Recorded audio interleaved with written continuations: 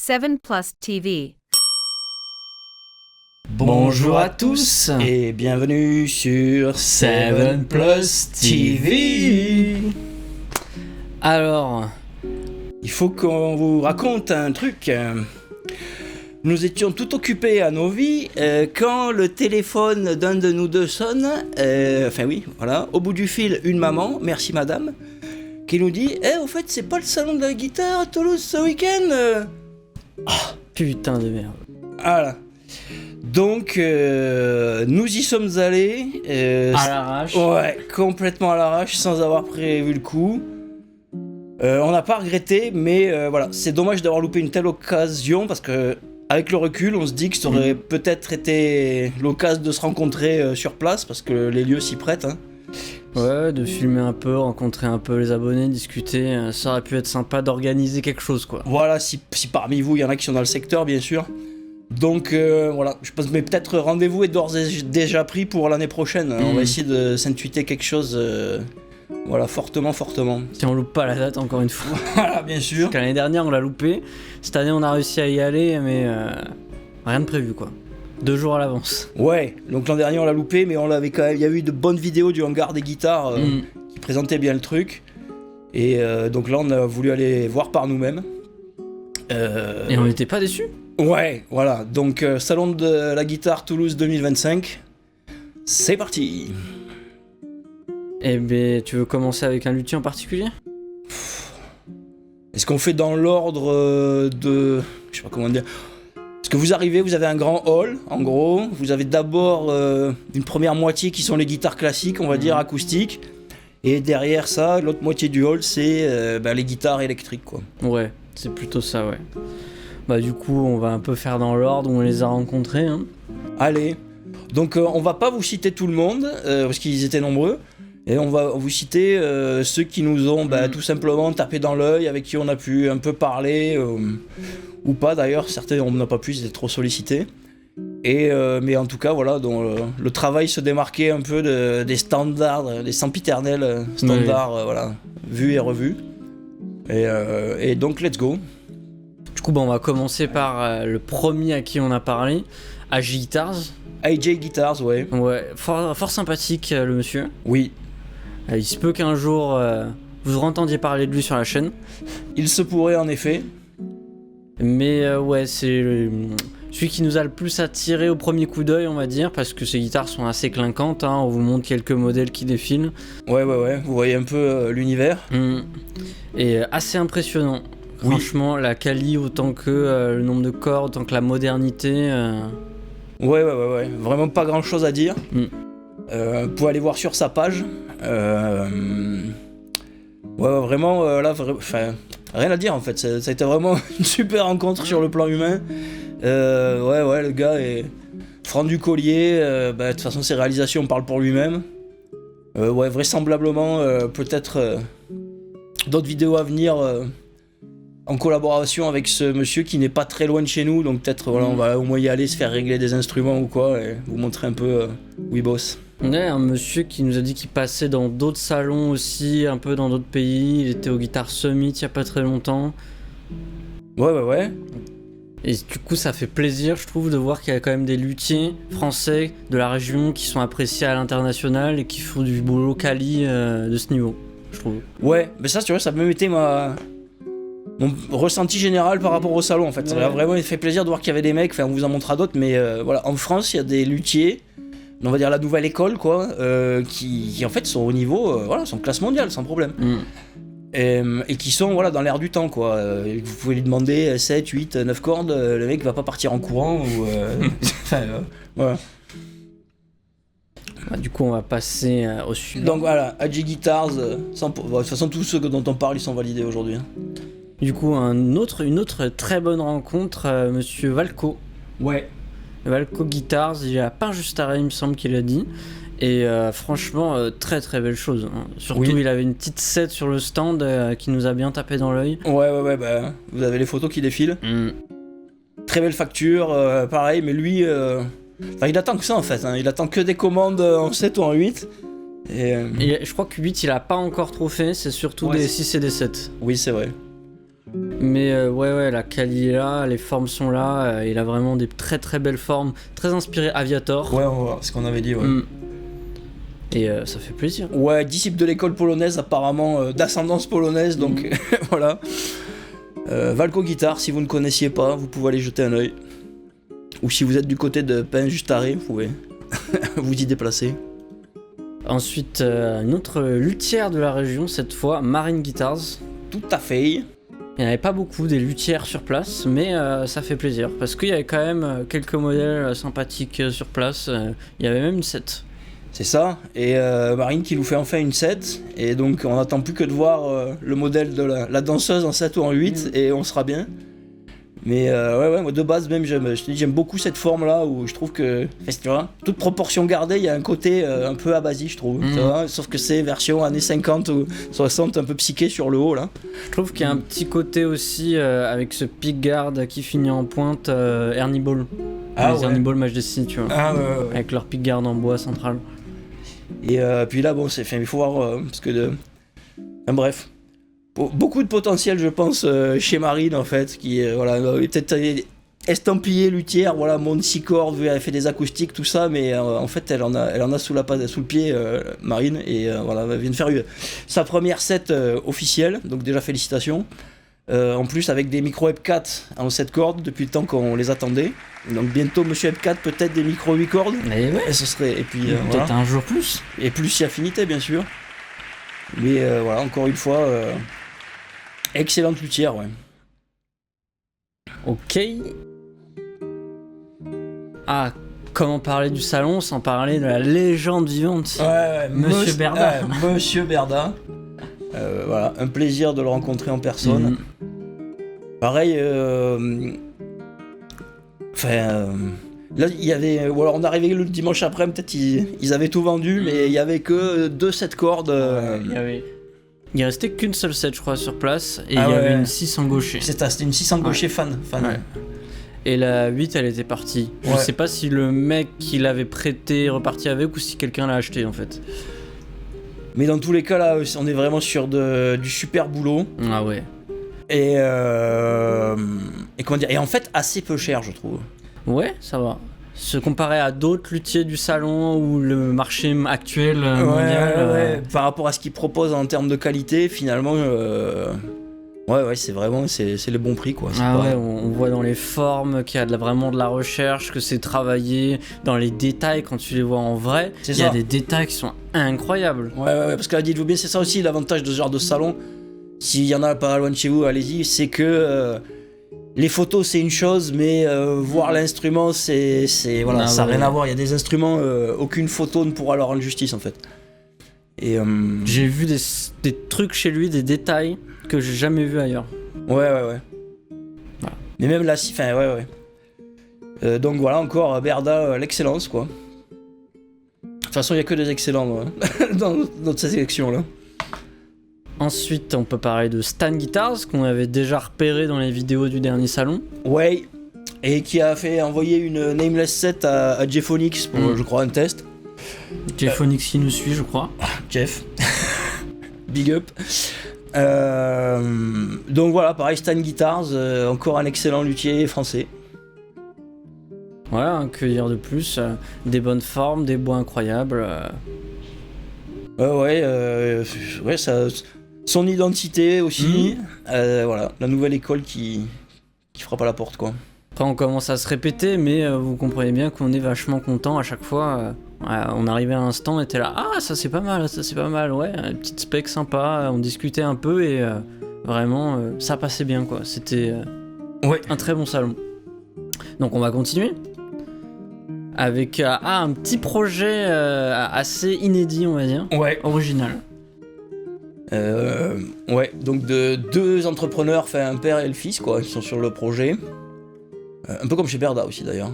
Bon alors en fait, je sais pas si vous voyez des guitares Toon, 2-3 incrustations, mais vous voyez, Rick Toon il a breveté ce truc là. De ce concept de, voilà, j'ai une pièce d'alu en gros où il y a le manche et je mets ça, je fixe ça dans un truc plus ou moins en bois qui fait plus ou moins corps de guitare. Et donc là on est sur le même principe. Mais voilà, ça ressemble beaucoup plus à des guitares. De loin, on aurait presque dit des Aristides. Et Ouais, au niveau du finish surtout, même la forme un peu moderne avec ce... Ouais, le fait que t'aies cette espèce de double trou en fait voilà. autour du truc, t'as l'impression que c'est un matériau composite aussi. Ce biseautage, les trous au centre, ouais. Donc design très moderne. En fait, limite, ça nous a surpris qu'ils aient que des 6. Tu vois, parce que nous, ça nous a de suite parlé, genre, mais où sont les 7, où sont les 8 Ouais, il nous a dit que c'était un projet, ils allaient sûrement en faire. Même premier réflexe en voyant ça, je me suis dit, quand on a lu ils ont ultra moderne comme ça, où sont les Evertunes, tu vois. Et pareil, le mec il a dit, c'est en réflexion, on va le faire, ça va venir. Mais du coup, oui, beaucoup d'alu, certaines avec du bois pour les tables, certaines tout en bois pour le corps, avec le manchon d'alu, certaines full alu et creusées.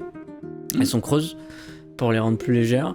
C'est de l'alu aéronautique, voilà. Du coup ça ne bouge pas à la chaleur. C'est le principal problème qu'on a en général quand on a des manches en alu. Je crois que c'était Coloss, les guitares Coloss, qui étaient connues à une époque. Je crois qu'ils sont améliorés, mais pour faire des manches qui bougeaient vachement avec la chaleur des projecteurs, etc. Mais là on en a parlé avec lui. L'alu aéronautique, aucun problème. Et juste incroyable le projet. Hein. Ouais. Pareil, il y a encore du bois sur les touches, mais le Rich Light est dans les cartons. Le Rich Light c'est le cas de le dire. Et ouais, donc très, très beau projet. Ambitieux, parce qu'on va pas vous cacher que apparemment le tarot c'est autour de 7 000 €. mais voilà, il en faut pour toutes les bourses quoi. Puis c'est pareil, tu sens qu'il y a une volonté de faire évoluer le truc, donc nous, forcément ça nous parle. Hein. Ouais. Si on avait eu 7000, on aurait peut-être commandé une en 7 cordes. Hein. Oui, ouais, non mais carrément. C'est ça. Ensuite, pour le passage, c'est surtout toi qui avais apprécié une de ces guitares. Et un peu comme Marine, quoi. Tu vois, c'est-à-dire, tu vois, ces formes-là, moi je veux voir ça en 7 ou en 8 cordes. Et alors, le gars en question, lui, il serait plus pour enlever une corde. Et, si tu nous regardes, voilà. Mais voilà, c'est pareil, ok. Mais je sais pas si vous voyez ce que je veux dire, mais c'est comme les guitares de c'est Yvette Young, où tu vois ces formes-là un peu vintage, mais je trouve qu'ils les Mustangs. Mustang, ouais. Non, mais qui gagneraient à être parce que même avec un manche à 7 ou 8 cordes, je trouve que même visuellement, ça serait plus équilibré, tu vois, ça ferait le manche faire un peu moins grain. Je suis complètement d'accord, ouais. Un peu comme ce qu'a fait Raviriès avec sa dernière signature, la jaune. Ouais. Il a fait une strat classique à l'ancienne, mais avec 8 cordes. Ouais, exactement. Et parce que c'est pareil, tu vois, le haut, là, cette espèce de single cut qui est donc tu vois, et qui est finalement coupé presque à 90, tu peux pas faire plus shreddy en fait. Et pareil là, voilà, moi j'adore quoi en fait. Voilà, Ornus Guitars. On n'avait pas dit leur nom. Guitare suivante, un autre luthier qui nous a vraiment impressionné. Ah ouais, là c'est la révélation du salon. Ah ouais. Alors Meta, guitare and basse, sauf que il y avait pas de guitare et que ces derniers temps il fait que plus que des basses. Mais là c'est typiquement aucune photo ne peut rendre justice. Voilà, il faut le voir pour le croire. Ça nous a direct tapé dans l'œil, on s'est jeté sur le stand. Juste l'objet est incroyable en fait. Ouais. L'objet est incroyable, tu sens qu'il y a un taf de fou. Ouais. Et que chaque petit angle a été réfléchi. Oui, c'est vraiment, comment dire, la forme que vous voyez là, en fait, il n'y a pas une surface plane. Il n'y a que des courbes. C'est que du bombé ou du courbé, du machin. Et donc, ça, vous avez une impression d'un truc qui est extrêmement fin, extrêmement ergonomique. Genre, au plus fin, c'est du 11, littéralement. Ouais. Et donc, littéralement, je dis, ah, mais c'est bien, t'as fait plus fin que le standard. Non, en parlant du principe que le standard, c'est 40. Au plus épais, c'est 47. Donc, en fait, il s'est même démerdé à avoir un corps qui est à la base plus massif que des corps que moi je trouve déjà trop gros. Et l'objet final, vous l'avez dans les mains, vous avez beaucoup plus une impression de légèreté. Enfin bref. Même les talons étaient incroyables. Si je retrouve des photos, je vous les montre, mais incroyable. Il fait son propre hardware aussi, il est fait en collab avec une autre boîte française avec un artisan, donc il a breveté en gros ses chevalets, donc c'est ses chevalets à lui. Et les boutons aussi, du coup, c'est le même artisan qui les fait, donc il peut avoir le même molletonnage sur les boutons que sur les pontets de chevalet, etc. Et il n'y en a pas une qui est pareille, surtout. À chaque fois, les boutons ils sont faits sur mesure pour chaque gratte, ils décident de chaque bois, chaque couleur, chaque machin. Il n'y en a pas une qui se ressemble. Et c'est impressionnant en fait, même les micros, il a un accord avec la boîte qui fait les micros pour faire des formes spécifiques, des couleurs spécifiques. C'est ça qu'il nous a dit, parce qu'au début il a beaucoup de modèles avec des laces, mais comme ça plaît pas à tout le monde, il s'est mis avec Nordstrand aussi. Ouais, c'est ça. Et donc maintenant il fait les deux, mais en gros lace ils peuvent lui faire des anodisations de couleurs spéciales ou des caches spéciaux. Enfin, et donc là aussi, on est sur plus ou moins 7000 €, 7500 € l'instrument, mais en fait ça les vaut quoi. Ça en vaut chaque centime. Faut le voir pour le croire. Ouais.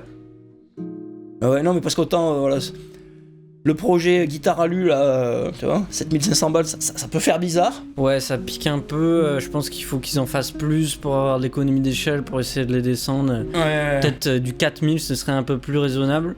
Ouais, ou au moins nos prix d'Aristide, tu vois, qui sont dans les. Ouais, ou 5000, mais pour 8 cordes, ou. Parce que ça reste des pièces qui sont usinées, tu vois. Là, c'est du tout fait main, où chaque détail a été réfléchi longuement. Ouais, c'est ça. Et donc là, c'est le traumatisme du jour. Elle est super en finition, hein, évidemment. Et du coup, c'est quoi alors? C'est du frêne, c'est quoi ça c'est du châtaignier. Ah, c'est du châtaignier. C'est un peu le même grain. Écoute, la guitare que je suis en train de faire, elle est en châtaignier. Moi, ça me rassure de voir ça. Ouais, moi, c'est un bois que j'aime bien à travailler. Pour le son, à travailler aussi. Ah ouais, et du coup, pour les finitions, port ouvert. Ouais, ça c'est super beau. Ouais. C'est intéressant parce que c'est un port qui est assez profond et le grain est joli, quoi. Et donc couplé, collé avec l'érable aussi. C'est aussi un morceau d'érable. C'est d'ailleurs une chute. J'aime bien cette option, je l'ai déjà fait quelques fois, de faire 2 tiers, 1 tiers. C'est sympa, ça fait quelque chose d'assez élégant. Et la finition, donc là c'est pas vernis, c'est de l'huile. Non, c'est du vernis mais satin. Ah d'accord, satiné. Okay. D'accord, ok. Et donc l'érable est teinté et donc une des grosses nouveautés qu'on a chez Métas, c'est que c'est mon design de chevalet. Et donc je l'ai fait fabriquer par un tourneur-fraiseur. D'accord. C'est toi qui as dessiné les chevalets. C'est ça. Et après c'est moi qui fais toutes les étapes de finition. Donc ça c'est anodisé. Du coup ça me permet de vraiment adapter le hardware à l'esthétique générale et avoir une cohérence sur les couleurs. Et là, elle est magnifique. Et les incrustations, c'est quoi? C'est du tube alu avec un dot dedans. Okay. Voilà. Et elle a le même système derrière aussi, celle-là? J'ai que ce système-là. Ah oui, t'as tout sur toutes tes guitares, enfin sur toutes tes basses, guitares basses, t'as ça. Je l'ai bien réfléchi et ça marche original. bien. Donc, il faut regarder. Voilà. C'est magnifique ce que tu fais. Ouais, celle-là, comme l'autre, donc ça c'est les boutons en bois. Et une des grosses particularités, c'est une option que je propose, c'est qu'on voit qu'il n'y a pas de cavité à l'arrière. Ouais. Donc toute l'électronique est montée par le devant. Alors là, il faut que tu m'expliques comment tu fais. C'est secret. C'est caché. Ah, tu veux pas le dire, d'accord. Okay. Ça permet d'avoir un dos très épuré, quoi. Je fais aussi des montages. Donc oui, ça en vaut chaque centime de ces 7000. Ouais, et au-delà de ça, pour moi ça a été le gros choc du salon. Tu vois, parce que on avait vu les vidéos de l'an dernier du salon, etc. Donc entre guillemets, Marine, Berda, Obaï et Jay. On a pu voir qu'en vrai, ils étaient encore plus cool que via YouTube. Mais Meta Guitars, moi j'en avais jamais entendu parler. Ah non. Puis surtout, c'est, je trouve, les instruments qui faisaient le plus top tier dans tout le salon en fait. Ah ouais. C'était vraiment impressionnant. Et le mec est au fond de la Creuse. C'est pour ça quand on vous dit genre, vous voyez, en France en fait, voilà, la France a du talent, monsieur. Au fond de la Creuse, vous avez des boîtes, mais vous avez même pas idée du niveau du gars en fait. Ah ouais, parce que il y a vraiment, c'est même plus de la passion là, c'est de l'intensité intellectuelle. Enfin, je sais pas comment dire, c'est vraiment très très impressionnant. Ouais. Mais pareil, on aimerait bien aller faire un reportage là-bas pour en fait, ce qui s'est passé, si vous voulez, c'est que tous ces gens-là, on a pris le temps de parler avec eux. Mais sauf qu'on n'a pas filmé. Donc en fait, on aurait pu avoir des interviews parce qu'on aura posé des bonnes questions. Ce monsieur-là, quand je me lui demandais c'est quoi tes influences en lutherie, il a commencé gentiment avec des trucs qu'on connaît un peu, puis après, au bout de 2 noms, il nous avait largué en fait. Et donc faut comprendre, enfin ces gens-là, et si on avait pu l'enregistrer, ou faire un montage dessus, aller chercher les luthiers en question, enfin ça aurait été intéressant quoi. Parce que là, c'est évident qu'un mec comme ça, si vous voulez. Évidemment qu'il sait ce qu'il fait, mais enfin, il a un background, il a une culture, il a une envie de repousser certaines limites, enfin, c'est vraiment impressionnant. Donc voilà, allez voir un peu ce qu'il fait. Et on va passer au dernier luthier dont on voulait parler, rapidement, Obaï Guitars. Ok, bah Obaï pareil, j'ai pas envie de dire qu'on présente plus, mais bon, connu dans le secteur toulousain, pareil, Jeff a fait 1 ou 2 vidéos chez lui qui montrent bien la qualité de son travail. Un peu plus classique, on va dire, par rapport à quelques noms qu'on a cités avant, mais ça reste quand même du super boulot. Hein. Ouais, mais faut bien comprendre. Enfin, ces mecs-là n'attendent que vous leur commandiez une 7 cordes, voyez, ou une 8 cordes, en fait. C'est surtout ça, vous voyez, là, on leur commande des 6, ils font des 6, quoi. Mais, vous voyez, déjà, si vous voulez de la headless, tout est... ouais. J'ai vraiment les mêmes remarques que pour les précédents, quoi. C'est la nouvelle école qui fait plaisir. Vous avez des instruments top tier à des prix normaux, finalement. Pas loin de chez vous. Donc, pourquoi... aller à l'autre bout du monde. Ouais. Mais même pourquoi commander chez nos amis allemands. Enfin, voilà, si vous voulez une guitare à 500 balles, c'est sûr, c'est pas chez eux qu'il faut aller. Il faut encore aller chez nos amis allemands. Mais si vous avez un peu de budget, c'est bon, les gars. On a tout ce qu'il faut. C'est ça, ici. Ouais, je trouve que ça fait vraiment plaisir parce qu'on se dit toujours, on est toujours en train de bâcher la France dans cette chaîne. Ouais. Mais pour une fois, on est là, on est fiers, on est content d'avoir des artisans qui font le taf. Voilà, le niveau en lutherie, c'est pas le niveau pédagogique. Ah, parce qu'après, des luthiers qui sont des putains d'escrocs en France, il y en a plein aussi, hein, qui font des copies strat. Ouais, mais non, enfin, si vous voulez, il y avait vraiment beaucoup, il y avait des Johnny Custom, quoi. Et je sais pas si on vous mettra 2 photos, mais bon, voilà, la valeur ajoutée, c'est les mecs qui vous font une pyrogravure Jack Daniels au dos de votre Telecaster. Enfin, voilà, il y avait ça aussi, hein. Et donc, faut comprendre que c'est 2 univers qui se côtoient. Voilà, qu'est-ce qu'on peut dire d'autre ? Il y avait le Niglo qui vend des Mediator aussi, parce que c'est un des derniers gros artisans français. Tu vois, bon, il y avait Duguin, mais Duguin, bon, il se fait âger. Et ouais, il y avait des sangles, évidemment. Et ce qui était marrant de voir aussi, c'est qu'il y avait des fournisseurs de bois. Oui, il y avait quelques scieries et négociants en bois. Voilà tout. Il y avait des... Comment dire ? Vous pouviez essayer des instruments, mais dans des zones, dans des box à part. Donc en fait, c'était pas le bordel. Parce que c'est ça aussi, tu vois, quand tu vois les vidéos d'Unam où tout le monde joue, c'est le. Enfin, genre. Et. Bon, il y a un mec qui a branché une gratte qu'il a mise à fond avec le hum à fond du l'ampli. Et comme par hasard, c'était une cigar box de merde. Le seul qui a pété les oreilles, c'est ça. C'était une cigar box. Et donc, ouais, très bon moment. À refaire. En mieux, ouais. Et puis il y avait vraiment la place. Il y avait des zones où il y avait genre 10 tables vides dans un coin. Alors vous seriez venu à 20, on pouvait se faire un off pendant le truc. Vraiment très beau lieu. Voilà, gratuit en plus. Donc merci l'Orga, merci la mairie de Toulouse. Ouais, peut-être que si l'année prochaine on a le double d'abonnés, on pourrait faire un truc sympa, ouais. Déjà d'ici là, ce serait bien qu'on rencontre un peu les luthiers, etc. Ça nous a donné plein d'idées. Ouais, parce que comme vous l'aurez peut-être remarqué du coup, on est en secteur toulousain, voilà, 7 Plus TV c'est toulousain. Et parmi les luthiers qu'on vient de vous montrer, il y en a aussi un certain nombre qui opèrent dans ce secteur. Donc ça serait dommage de se priver. Et voilà les loulous. Voilà, très très bonne expérience. Si vous avez un salon de guitare pas loin de chez vous, n'hésitez pas à y aller.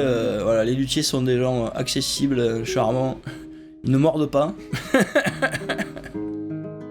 Maxi voudra un peu insister pour que vous essayiez leurs instruments, donc voilà, c'est tout ce que vous risquez. Bon bah voilà. Hein. Allez, on va se quitter là-dessus. C'est ça, la bise les loulous, à très bientôt sur 7 Plus TV. 7 Plus TV.